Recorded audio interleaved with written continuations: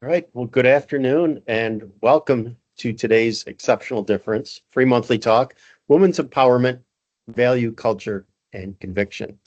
We have some other folks who are registered, so we may get others joining us, but we're going to get going here. My name's Dave Van Epps, and I'm one of the principals here at Exceptional Difference. At Exceptional Difference, we focus on empowering the world's elite engineers, leaders, and teams. We are a boutique consultancy. We have extensive experience in high stakes, safety critical, software intensive engineering systems. We offer both consulting and experiential learning offerings, and we instill the knowledge, tools, mindsets, and courage needed to excel in systems engineering to meet what we call the five fundamental obligations of engineering, those being value, quality, speed, commitment, and data. Today, we're going to focus on three areas: value, culture, and conviction. This talk will explore the path to empowerment, highlighting the uniqueness of each woman's journey and the associated transformation. Throughout this transformation, you'll learn how to recognize and communicate your inherent value with courage and conviction as you strive not only to survive, but thrive and even transform your culture. We've worked with a number of companies across the globe, um, private sector, public sector, Fortune 1, Fortune 500, venture cap backed startups, and companies of all shapes and sizes, all industries. And the one thing we've always focused on is delivering high value to meet their needs, whether it be consulting or learning. So today we have a very exciting opportunity. We're fortunate to have Julia Mullaney with us today. She is a co-founder and CEO of Exceptional Difference, award-winning engineer, instructor, leader, and consultant.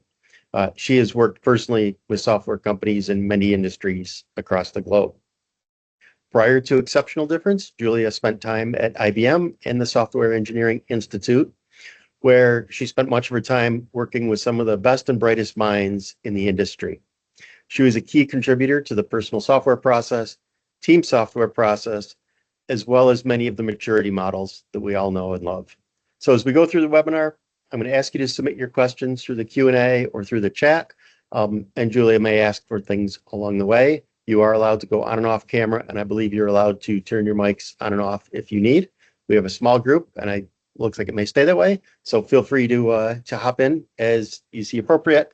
And without further ado, Julia, take it away. Okay, thanks for that like overly generous introduction, Dave. Um, Welcome everybody.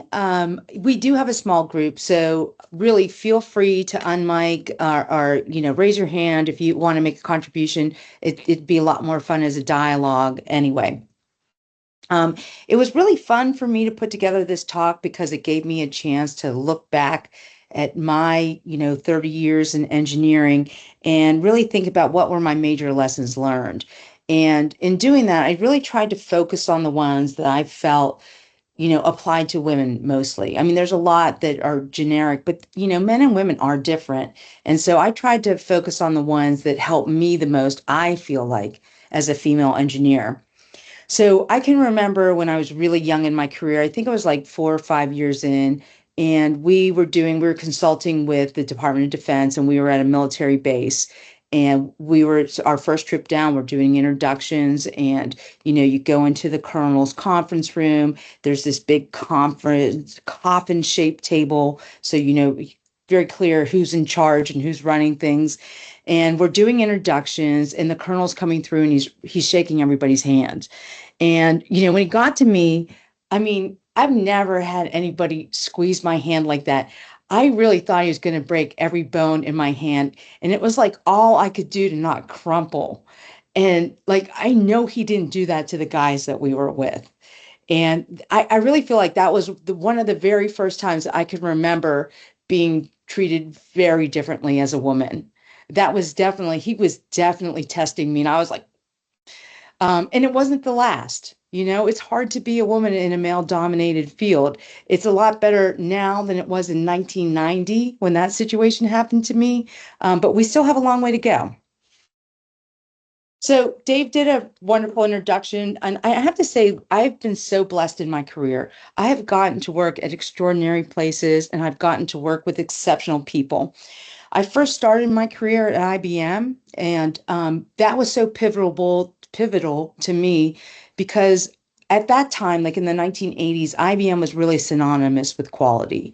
And there's so many things that I learned at IBM that just informed everything else that I did. I mean, it's one thing to talk about quality and things like that. It's another to have an organization of 4,000 engineers, that's who are in our buildings, that you know lived a culture of quality.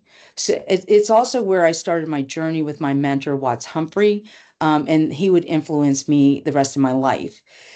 I've also been lucky that I've been able to be a researcher. So I've, worked at the Software Engineering Institute for on and off for almost 30 years. And, I got to focus a lot on principles, developing maturity models, developing quality technologies and things like that. And then probably the most important was, well, not the most important. I also got to be consultant.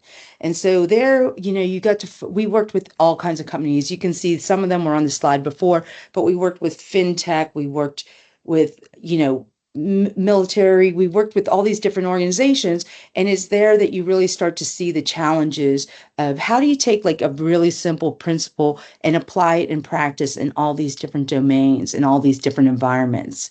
And that was really, my last role was being a change agent, working in an organization and really trying to make change. And there I learned, the things that make the difference between having a successful improvement program and one that fails. There are things that you really can't anticipate. They're really that experience really helps you understand all the things involved with improving a culture. So now I teach the exceptional engineering experience. That's like our flagship program, and you'll hear me refer to it a lot. But now I get the opportunity to be a mentor and help those that are coming behind. And I have to say, I think that's my favorite role. Okay, before I get started, Dave alluded to it. I want to talk about, what are our responsibilities as an engineer, whether we're a female engineer or not, whether we're a team member, a team leader, a management acquisition agent. We all we have put together at Exceptional Difference what we call the obligations of engineering. And the first one is focusing on value to your organization and your customers. And it sounds like a really simple, it sounds like an obvious one, but you would be surprised how many teams cannot articulate their value to their stakeholders. I was in charge of putting together this report that's showing how we spent an 8-figure contract the previous year. And I went to every team leader and asked them, what value did you provide? And honestly, not a single one of them could answer that question. I mean, they were all brilliant people, but they could not articulate value from the stakeholders' perspective. And, a lot of times when you ask an engineer what's the value, they give you this very detailed engineering answer. They're engineers. That's what they're supposed to do. But when you can really start to articulate, in an elevator speech, why is what you're doing important to your stakeholder? That just really changes the focus. That is your obligation. It helps give you, like Dave will call it, your North Star. So that's the first one is value. And I'm going to be talking a lot more about value. The next is quality. Quality, there is no value if things don't work. And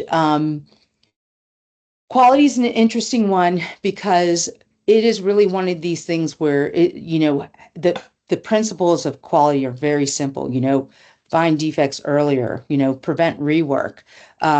But implementing them in organizations is really tough. And that's one of the things that we focus on an organization is that gap between principles and reality. And how do you do these things in real life? And quality is a big one.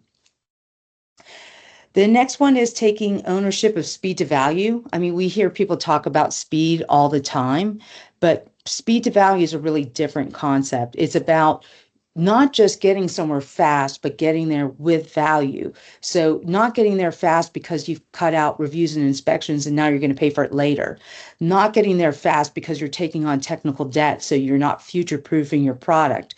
It's about getting there and providing value. And it's a really different concept. And it's probably the one that takes people the longest to get their arms around. But when they do, I think it's probably one of the ones that guides them the most. The next one is making commitments you can keep or beat.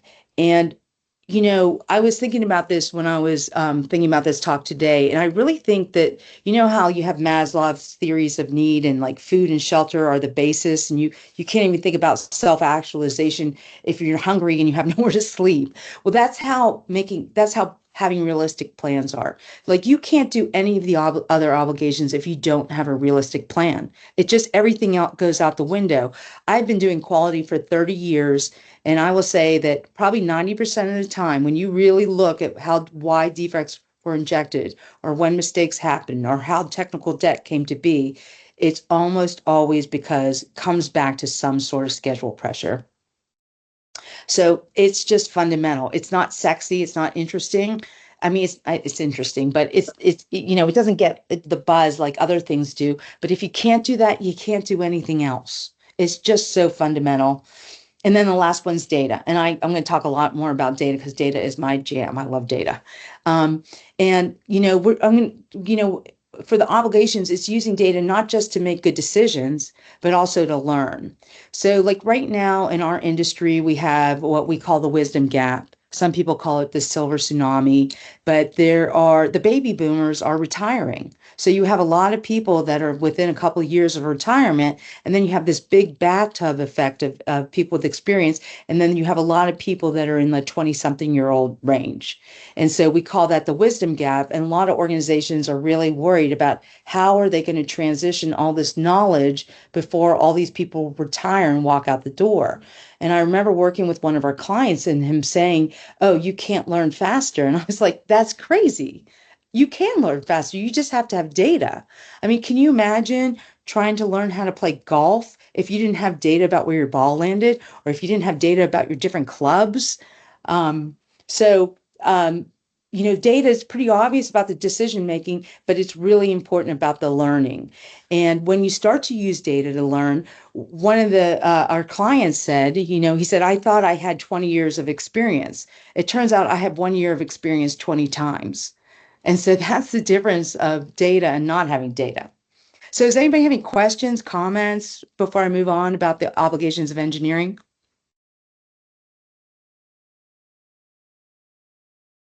Okay. Do you guys, thanks, Charlotte. Do you guys play video games? My kids play video games. I've played a few, but in video games, you have like two type of adventures that you go on. One is like quests. They're like little tasks you have to go do. And as you do them, you get incremental improvements. So you might get a little more life. You might get more ammo if you're playing Call of Duty or something like that. And they're important, and they help you get better. But then you get these boss fights. These are like these big, scary fights. They're really, it's not, you're not sure you're going to get through them. It takes a lot of practice to fully get through one. But when you get through a boss fight, you level up.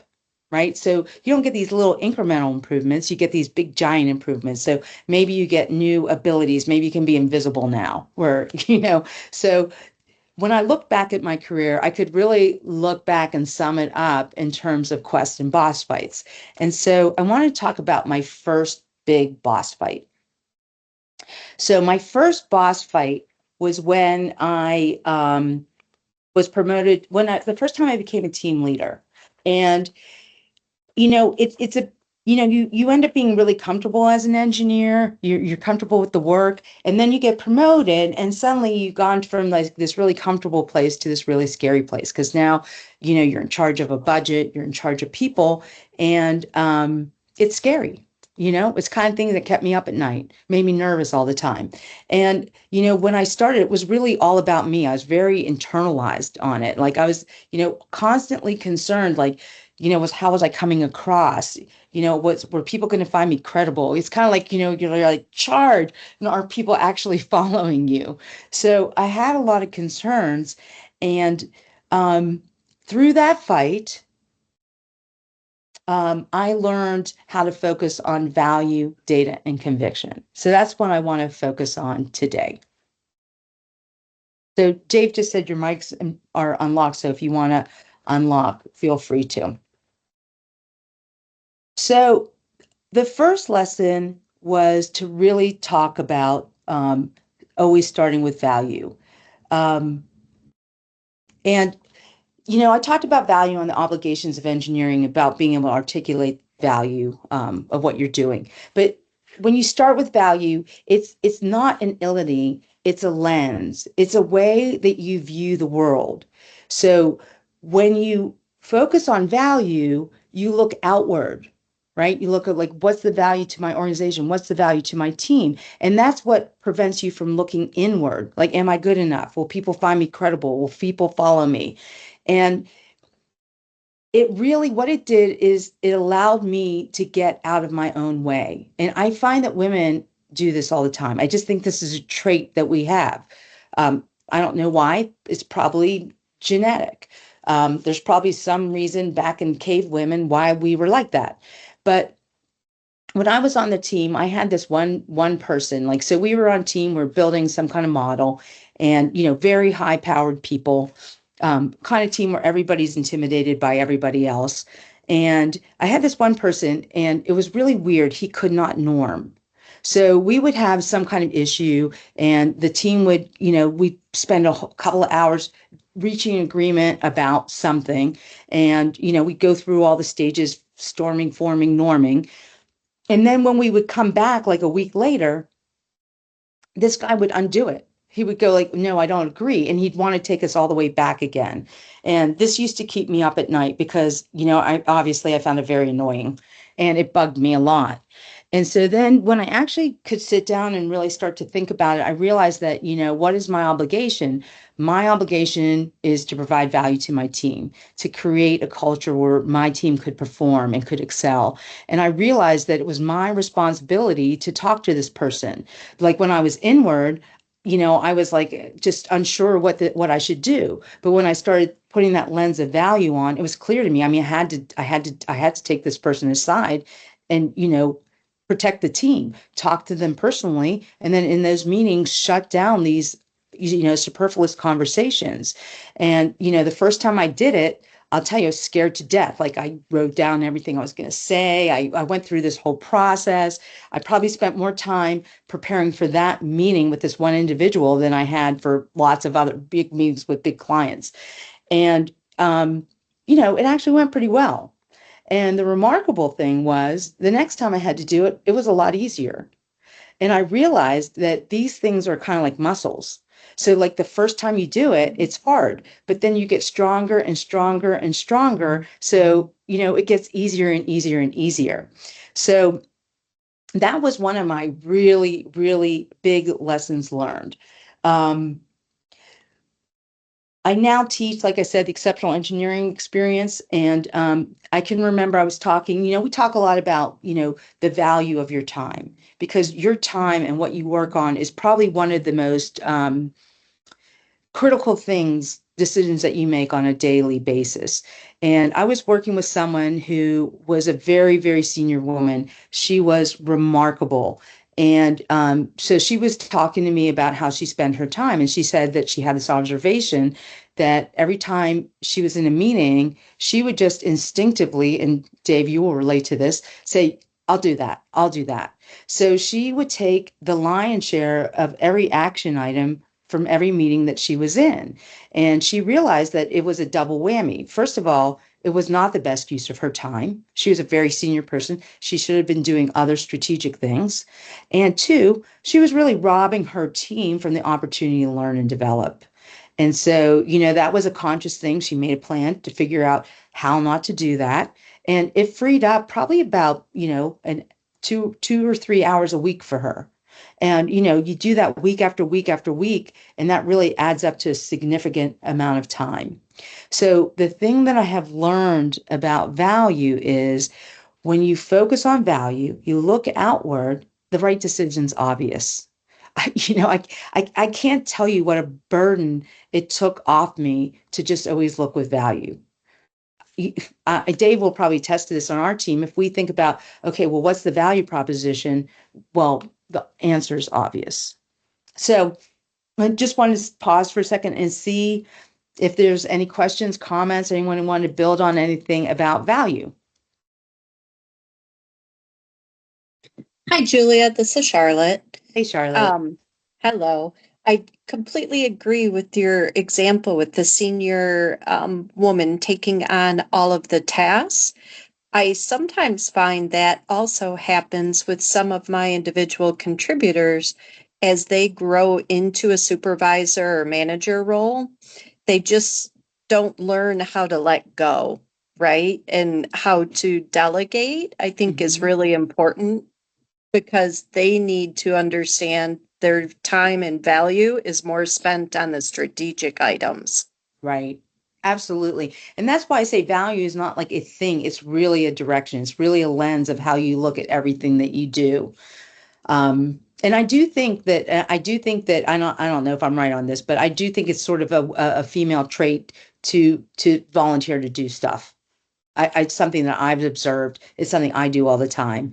And really valuing your time is one of the most important steps that you can take as a woman, I think. Okay. Let me move on to data. Data is my favorite thing. And, the thing I talked about data a little bit about, how you can learn faster. But the thing about data is that data can protect you too. I mean, I can't tell you how many times I've seen a woman's opinion stepped on by other people. And the thing about having data is not that you win the argument, it's that you change the conversation. So when I was a young team leader and I was presenting my plan to my manager for the first time, or my director actually, we were developing this model and we were developing training for it. And he scoffed at my estimates and my schedule right away. I said, okay, we'll be done this time. It'll take this long. And he looked at me, he said, it only takes 10 hours to develop 1 hour training. And I was like, not really. This was a big public-private partnership. It was for the Department of Energy.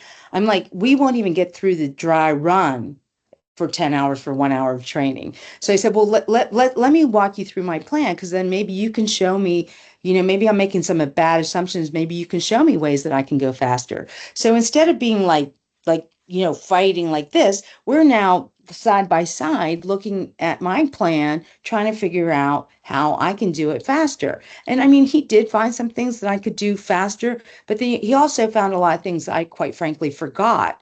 But then at the end of it, he had a schedule that he believed in, and I had a schedule that I believed in. And so the reason why I think data is so, so important is because it doesn't have you win, it changes that conversation. So when I think about value and data, like one of my colleagues, Jim, he always says, value is your sword and data is your shield. So, I mean, I want to go so deep into data, but like that is really, really the big decision. So when, I had this conversation with my director, by showing him my data, I feel like I really built trust with him. And then when I had that trust, we could really make the right decisions. We could make rational decisions because we had the data to that we needed to make the right decision. Like, what date would we commit to? What resources would we put towards this? That's all I really have on data, but it's funny that it's such a short thing because it really is something I spend a lot of my time on. Okay. So then the last one is really about conviction and personal confidence. Because, if you really want to have relentless focus on value, you have to have courage. That's the biggest thing. It's hard to lead like that.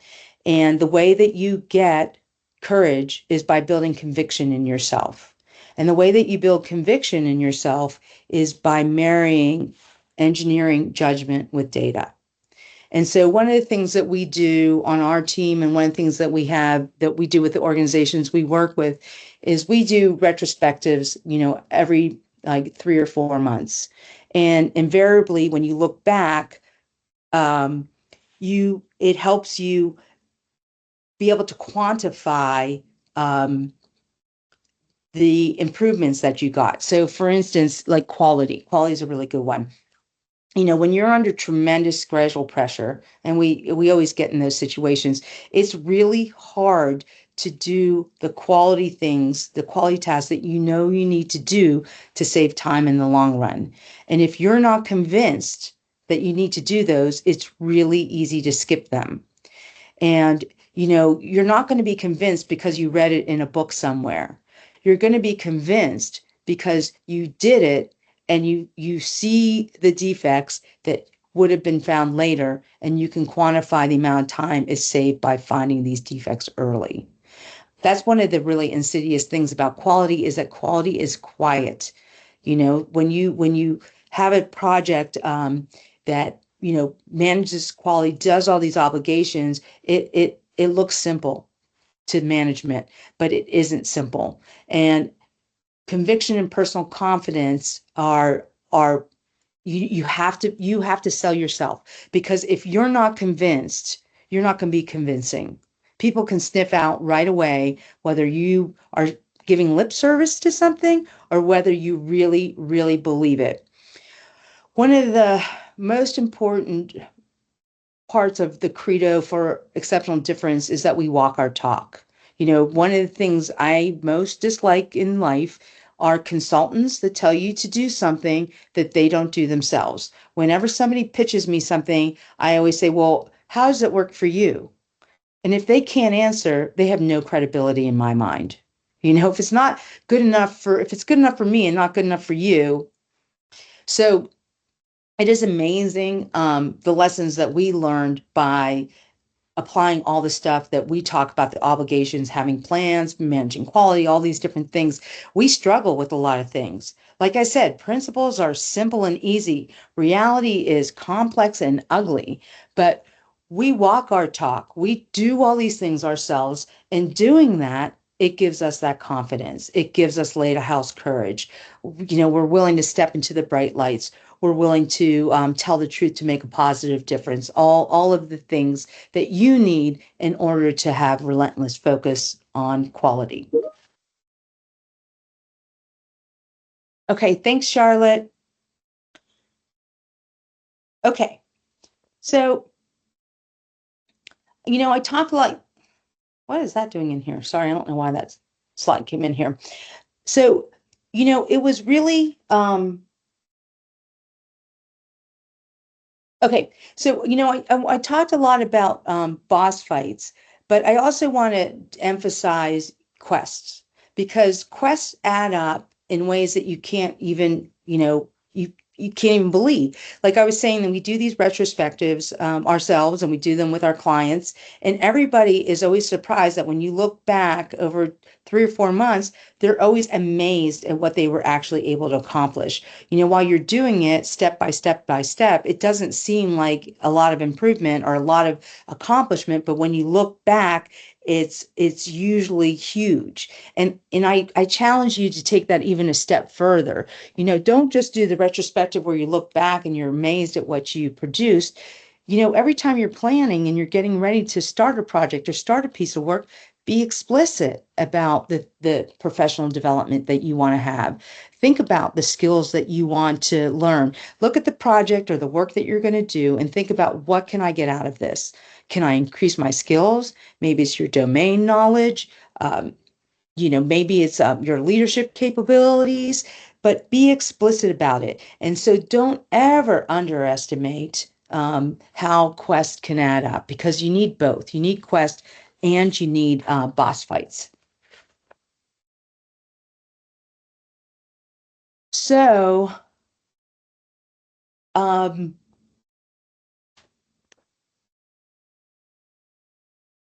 one of the things I have learned to realize over my career is to recognize when you are in a boss fight.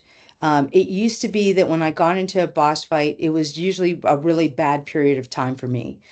It was usually a period of anxiety, fear. But now I actually get excited.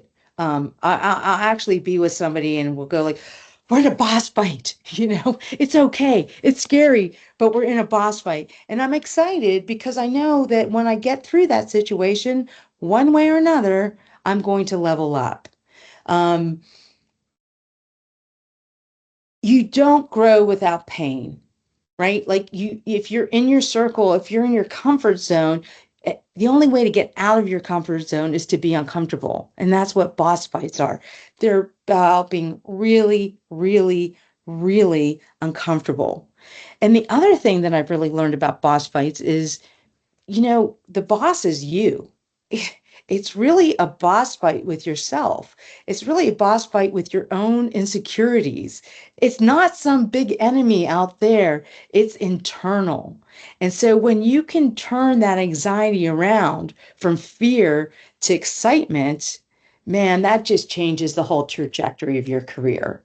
So that was everything to me. Just being able to and it took me, I hate to say it, 25 years to realize that I was in a boss fight. It was only recently, like when I started my business and I started getting in these situations where I'm like, I have no idea what to do, that I started to realize, no, these are not bad things. These are good things. So I hope that I can share that lesson learned with you so you don't have to spend 25 years figuring that out. So, going back to my original story with the colonel, I was really eventually able to earn his trust, and it ended up being a really rewarding project for me. So, this is really this has been like my insights about my journey. I know that your journey is going to be really different, but I hope my lessons have been useful to you. One of the things I wanted to talk about very quickly before we end is one of the things that we're thinking about doing was doing an all-female version of the exceptional engineering experience. And I have to say, I'm really, really torn. I'm of two minds of it. Like I can see some of the benefits of doing it, and I can see some of the negatives of doing it. So I really wanted to ask you guys, what do you think? So if you have an opinion, please feel free to chat it or send me an email, or I'd really like to know what you think. So Gabby, if you get a chance, let me know. Okay, so I just want to see if anybody had any questions. And again, feel free to chat them. You can use the Q&A or you can unmute. Or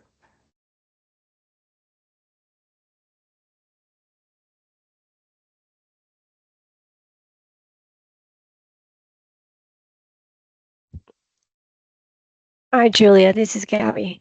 Hey, Gabby. How are you doing? I'm doing great. How are you? Doing good. I recently moved to another program too, so I'm learning different things. And like you say, it's valuable to go from program to program and see what was your value before and what you're coming into, with what kind of value you're coming into the new one. So, it's so far, I just been like about a month away from Skyfall, but it's been very interesting dynamics. So I'm very happy for the move. But your question about, having it for all, an E3 for all females, I think that would be really interesting to see how engineers females, approach different situations. Mm-hmm. There's a different dynamics between a male and a female. Yes. Right? Sometimes female we're more nurturing, and we think things through a little bit more, and we're more calm. Yeah, and I think also we are more calm Yeah. Kind of scary sometimes because from my point of view, I think I'm more logical, Yes. right? And so when I go into that and I feel like I think about how am I going to approach it, and when I have that approach in mind and follow it, usually, I feel like the steps fall through, Hmm. and it creates also a really good communication. Hmm. So it would be really interesting to see, and to have that point of view, which is as a female. Yeah, and Gabby, it's really interesting because I think it's sort of there's two things actually going on. I think one of it is being a woman, and being stereotyped, oh, you're emotional, whatever. Why shouldn't there be emotions in work, but whatever. But I think the other thing, which is just as important, is that you're a minority, right? So you're a woman with a That lot is of men. correct. And that is also another really big challenge, because we are in a very male dominated field. So when you put the two things together, it it makes it it makes it not obvious what to do in a lot of situations. It makes it challenging. So, So that is totally true. When I was going through the engineering school, I remember I was most of the time the only female mhm. with a lot of male-dominated um, students in there, and it's still in the same position right now. Although females are becoming more on the stamps, Mhm. we still have more to go, I think, Mhm. on that from that aspect. Um, but what we bring to the table, I think, it shouldn't be dismissed. Yes, I totally agree with you. So, Gabby, I don't know if you ever got to read this book, Rebel Ideas by Matthew Syed, but I think when women fundamentally bring a different dimension. Like, I think we think about things in different ways. And so we can provide that synergy. And his book is so good because he really talks from a sociological perspective of why you need to have different perspectives. And I found that book. I got it recommended to me by the Dorset Women of Software and Dorset Women Engineering Group, because that's that's like kind of like their Bible. So if you've not read that book, that is a wonderful book, and I think you'd Oh really enjoy yeah, it. He's really good. yeah. I'll Send me the email name of you. that, please. Oh, that would be great. Yeah, And I'll I email totally you. agree. I totally agree on that aspect. I have been on meetings, where nobody wanted to talk about what was that we were trying to solve in there, or they have a lot of different, very hard opinions, right? But I feel like when we were all like in one room and they give us a really good synergy to talk about it without having being afraid of being punished, I guess, creating a really good safe space, and then also having everybody think outside the box. I Mhm. think that's when you get the best results. Yeah, and it's funny that you said that because that really brings to mind. I think one of the strengths that women bring to projects is that we sort of intuitively know how to create cultures of comfort, like cultures of excellence, where everybody feels valued and everybody feels free to give their opinion and participate fully. I think that's just a talent that women have. Um, I don't, Absolutely agree. yeah, yeah. No disagreement for me. Underneath these cows, I'm with you. And no, and it's what's great about Dave is the one who always takes all the action items in the meeting. Yeah, great for you. So one of the things I also wanted to just say is that, Gabby, like the thing is that when you look at the number of women going into engineering fields is actually dwindling. Like look at the number of women that are going into engineering degrees in college and in graduate school. The numbers are actually going down, and I think it is our responsibility, our obligation to bring up those people behind us and mentor them and get them on board and let them feel their strength because I that's what our responsibility is. So that's my call to action to us as a generation, as a gender. We've got to support one another, support and encourage one another. I got both my daughters into STEM programs, so I did my part. Not necessarily engineering, but STEM at least. That's good. We'll take it. We'll take it. So that's really all I had for today. I hope it was useful. I hope it was interesting. Gabby, thank you so much for coming. I miss seeing you. He's talking to you, Julia, is also. Yeah. And you know where to find any of us. So please feel Yeah. free to reach out anytime, Marty. Seriously. Well, thank you very much. No, it was wonderful. Thanks for this, Julia. Okay. Thanks, Gabby. Talk to you guys later. Hey, thank Okay, you. Have a good bye. one.